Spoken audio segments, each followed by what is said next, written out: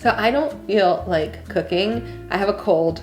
I'm sounding very congested, obviously. So I'm gonna show you what I eat when I don't feel like cooking. From level 1, super duper duper easy, to level 5, still super easy, but requiring just a teeny tiny bit more work. So let's get started with level 1. So I like to make a chocolate banana smoothie with almond butter and soy milk. It's like one of the things I literally eat every single day. So I've got frozen bananas, soy milk, which has 8 grams of protein per cup. Sorry, 9 grams of protein per cup. And also let's get the almond butter and the cocoa powder.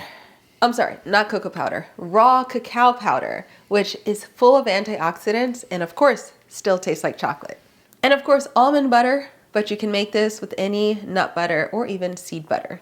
So to make my smoothie, I add 8 cups of soy milk first.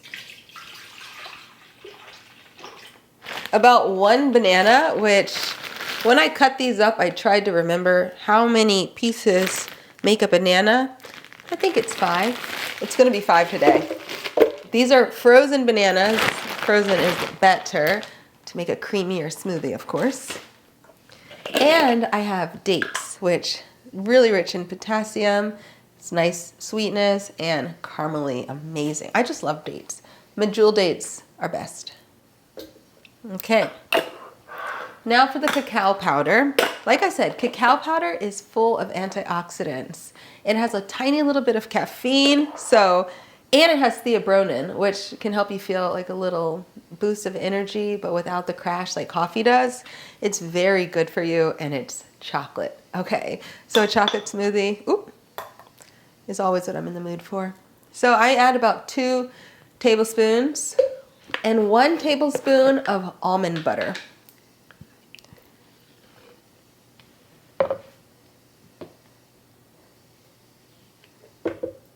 And that's it.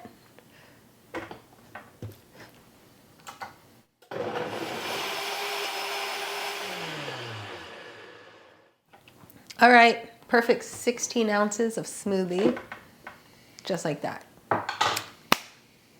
And now I have my favorite chocolate smoothie that tastes like dessert, but it's actually really good for you. And it even has 12.5 grams of protein in it. This is like a short-term meal replacement for me. This will hold me over for like a couple of hours. Even when I do plan to cook something more elaborate, a smoothie will make it so that I don't have to go and grab junk food or even feel like I have to go out to a restaurant. I'm not a restaurant girl. It's a lot of money. I don't know what they're putting in the food. I don't know how clean they are back there. So I do prefer to cook for myself. The healthy smoothie is a perfect thing to hold me over. If you want to do just a little bit more work and turn it into a meal, you can make a smoothie bowl. You can make any type of smoothie. They're all super easy. I like making a fruity smoothie bowl. It might be a little bit more work, but it's certainly more filling. Or you can make a green smoothie. I added frozen spinach to this one. You can add almond butter. Hemp seeds are really high in protein and fiber to help bulk it up even more. And any fruits your heart desires. You don't even taste the spinach. It's so good.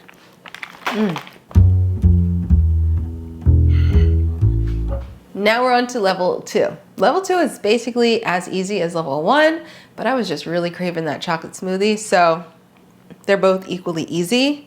But y'all, it's a good old peanut butter or almond butter and jelly sandwich with some Ezekiel bread. You can use any bread, of course. I like using Ezekiel because it is so rich in minerals, vitamins, fiber, and even protein. How much is it? 2 slices has 8 grams of protein. I keep it in the freezer so that I always have it available to me because most of us know how satisfying and filling a PB&J sandwich can be, but most of us watching are probably adults now. And maybe you don't think about eating these as much as you really probably should. They're quite nutritious. They're easy to make. This was frozen, so I'm gonna pop it in the microwave for like 10 seconds and make me a sandwich. Peanut butter and jelly sandwiches are so filling and easy to make. I like to make these when I know I'm gonna leave the house and I don't wanna stop to get lunch out and I might not have anything in the refrigerator. A peanut butter and jelly sandwich is the perfect thing to just pop in your bag and go. I also always make them when I'm traveling. And disclaimer, I actually don't eat peanuts. I just call it a peanut butter and jelly sandwich. I usually always make mine with almond butter, but sometimes I'll make it with sunflower seed butter or even tahini. So how much protein does this peanut butter and jelly sandwich have? 2 slices of Ezekiel bread, 8 grams of protein, plus, let's say I use about 2 tablespoons of almond butter. That is 7 grams. So 15 grams of protein in one simple almond butter and jelly sandwich. I will tell you, there are many evenings when I just don't feel like cooking. Maybe Baby J is hanging out with her dad, and I will make myself one of these bad boys and call it a night. But y'all know me, I love my greens. I like to have vegetables every single day. So I'm gonna show you a really quick and easy salad that I like to make that I would pair with something like this almond butter sandwich. So to make sure that you can always make a quick and easy salad, of course, you gotta make sure to always have some nice lettuce or greens on hand. But let me give it a wash first. I'm tearing the lettuce with my hands because, remember, I don't feel like cooking, so I certainly don't feel like cleaning the cutting board and blah. So this will do. I'm only gonna dress this with a little bit of vinegar, olive oil, and salt, and it's still gonna be delicious. Now, if I wasn't feeling very lazy right now, then I could add some beans to bulk it up and even some toasted almonds or toasted pumpkin seeds. And if I really wasn't feeling lazy, maybe I'd shred some carrots or massage some kale, but this is a video about what to eat when you don't feel like eating. And this is a nice big bowl of salad, and this is a nice hearty peanut butter and jelly sandwich, so I think I'm good to go. Level 3, we're gonna move on to actually using a heating device. We're gonna make avocado toast using my toaster oven. I'm gonna use Ezekiel bread again. You know I love it for its nutritional benefits, but boy, is this an easy recipe that I make a lot. Now technically, with this recipe, I am cooking, but I'm just putting the bread in the toaster oven. And then we're gonna top it with the avocado and some beans to give it some added fiber and protein and make it more of a meal. By the way, I'm only making 1 slice right now, but I often make 2 slices for myself. Okay, we're toasted. And if you don't have avocado, sometimes I will make this with tahini, okay? Tahini is not as sweet as almond butter or peanut butter, so it's a nice, like, technically seed butter that you can enjoy with savory things like the beans. And you know what? I have these tomatoes from my garden. We're gonna put these on too. Add the avocado to your toast and give it a nice mash. And then top it with some sea salt.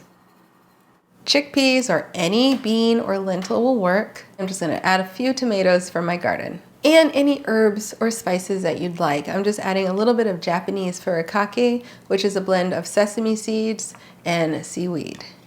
The variations are endless for this avocado toast. And just like that, perfect avocado toast. I love eating this when I do not feel like cooking. It's so good. People spend big bucks on avocado toast at restaurants, but you can just easily make it at home.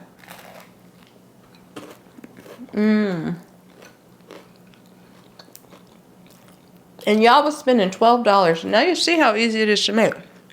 So good. Throw some fresh herbs in here too, if you've got them. Even better.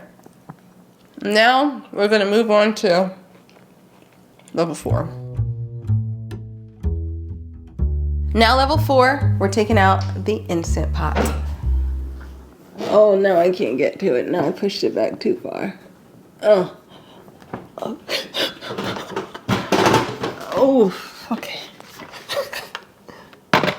I love my Instant Pot because this machine allows me to set it and forget it. I love making beans in here, but for today I'm gonna make some brown rice and pair it with some steamed peas. That's one of my favorite things to eat. It's filling, it's even balanced, which I will show you, but the bulk of the work is done in this Instant Pot.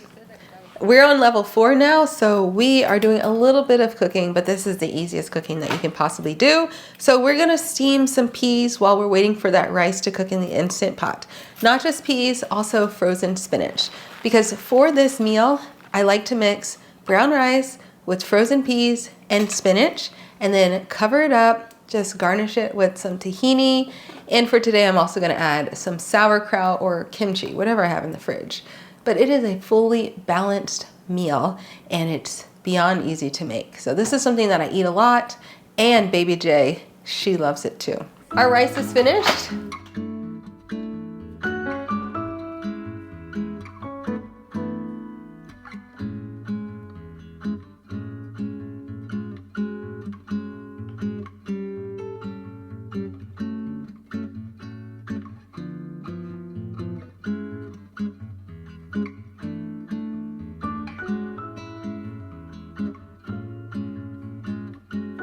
And just like that, even with cooking, I still was able to put together a meal that was so easy, it doesn't even feel like I did any work.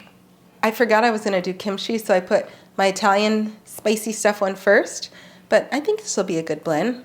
The reason I like to do kimchi is, of course, to balance it all out flavor-wise and add more nutrients, and also because kimchi is a very important probiotic food. And if you're interested in probiotics, definitely check out my Gut Healthy Foods video for more tips on how to eat for gut health.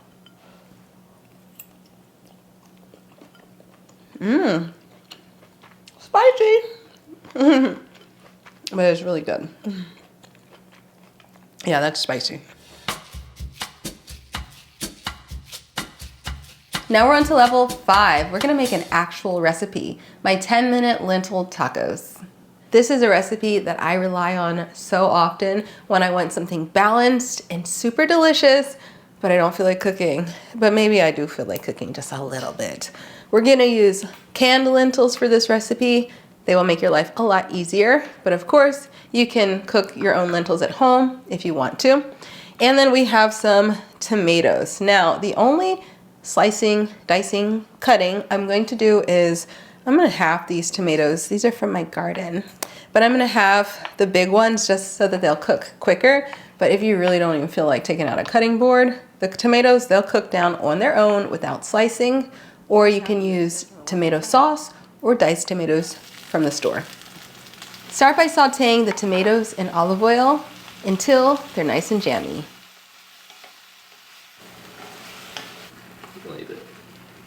When the tomatoes are soft, add your lentils, followed by chili powder, cumin powder, salts, and frozen spinach.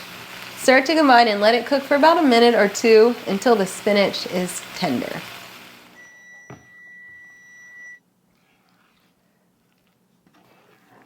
To make the tacos, I like to add a little bit of crunchy lettuce to the bottoms. Shredded vegetables like shredded red cabbage and carrots are perfect too. Then add the lentil filling, a little avocado, and a squeeze of lime. Enjoy! And that is it. These easy tacos took less than 10 minutes to make. Tell me you can't do that when you don't feel like cooking. This is one of my favorite things to make for dinner.